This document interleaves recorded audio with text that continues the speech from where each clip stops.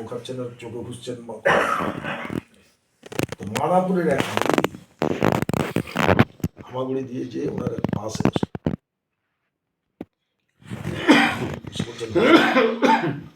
আপনার এই অবস্থাটা আমরা কোনোদিন দেখি না।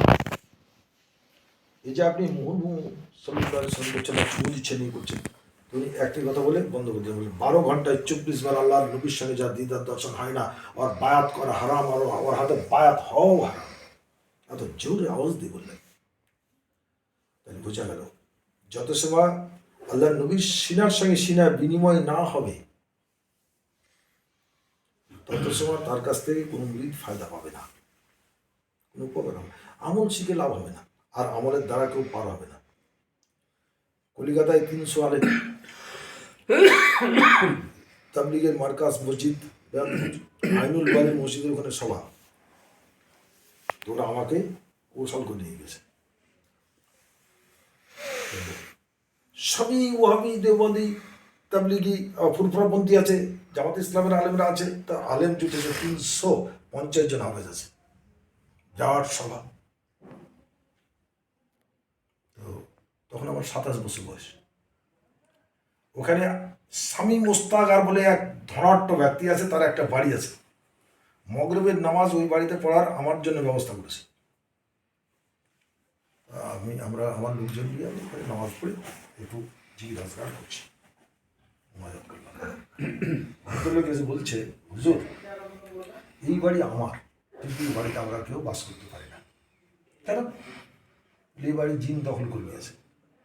ফুরফুরা পৃষ্ঠাদেরকে আমার মানে স্টেশনে অর্ধাংশ দিয়েছি, কোনো হুজুরই আমাদেরকে ভালো করতে পারে। কি হয় এ বাড়ি থাকলে, কি হয় তোমাদের? তো বলছে শুয়ে থাকলে যে ঘরে থাকবে, চোখ বন্ধ করার সঙ্গে সঙ্গে ভীষণ লাইন থেকে 20টা পয়েন্ট ফস করে উঠবে, তো চিৎকার করে অজ্ঞান হয়ে যাবে, তোর জ্ঞান ফিরতে 3 দিন লাগবে। তো আমি বললাম এই বাড়ি আপনার বাবা করেছে না জিনের বাবা? তো বলছে আমার বাবা করেছে। তো আপনার বাবা যদি করে থাকে, আজ থেকে কিয়ামত পর্যন্ত এই মাটিতে আর জিন আসবে না, আজ থেকে নিরাপদে বাস করবেন। আজও ভালো আছে, সম্পর্ক আছে। এবার একটা ছেলে 14-15 বছর বয়স হয়, তো আমার একটা এখান থেকে যন্ত্রণা ওঠে, এই পর্যন্ত আসলেও অজ্ঞান হয়ে যায়। ওর স্বাভাবিক অবস্থা ফিরিয়ে আনতে 3 দিন সময় লাগে। তো ওই ছেলেটার ওরকম যন্ত্রণা শুরু হয়েছে, আমাকে এসে বললো আমি ছেলেটা নিয়ে এসো আমার কাছে। ধরে নিয়ে আসলাম, শোন এই জায়গায় একটা থাবা দিলাম, দিয়ে ওকে দাঁড় করে দিয়ে হাঁটিয়ে দিলাম, যা জীবনে আর এই ব্যাধি তোকে হবে না। 5 গ্রামে একটা ছেলে পুঙ্গ হয়েছিল, সব ভক্তির কারণ, সব মহব্বতের কারণ। তাই বলছে আল্লাহর ওলিকে জানার জন্য তার সঙ্গে কমসে কম 3 মাস সফর করতে হবে। আল্লাহ প্রদত্ত যে হাত, আল্লাহর হাত, ও হাত রসুলের হাত, ওটা ওলির হাত। অর্থাৎ যেখানে দুনিয়ার কোনো মানুষের হাত চলে না, ওখানে যদি ওলির হাত চলে, জানি ওটা আল্লাহ সম্ভব হবে না। ওই কাজ যখন হচ্ছে জানবে আল্লাহ, এর সঙ্গে আল্লাহর সম্বন্ধ আছে। বহুত আলেম জুটেছে 5 গ্রামে, বিভিন্ন দলমতের। হ্যাঁ, ওখানে যা হলো 4 ঘন্টা বললে হয়।